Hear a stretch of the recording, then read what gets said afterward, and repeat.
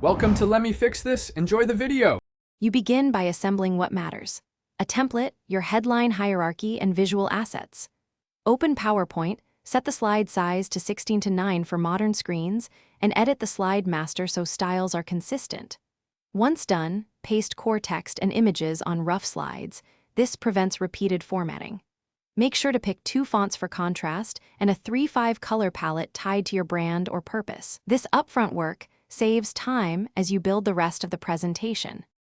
Now you shape the narrative. Craft an opening that states the problem, then sequence 3 to 7 body slides that each convey a single idea. Use slide master layouts to enforce consistent headers and footers. This speeds replication. When adding charts, simplify axes and call out the key takeaway so viewers don't hunt for it. Once you insert images, crop and align them with grids. Make sure to use consistent spacing and readable font sizes, because visual order directly aids comprehension and retention. Finish by rehearsing in slideshow mode.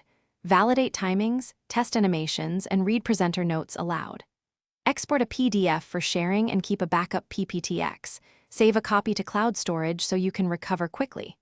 Once done, inspect slides on the target display to ensure colors and fonts render correctly. If something goes wrong, images missing or links broken, replace or flatten them, restart PowerPoint, and relink files. This final sweep ensures your presentation is reliable and... Thanks for watching. If you found this helpful, don't forget to like and subscribe.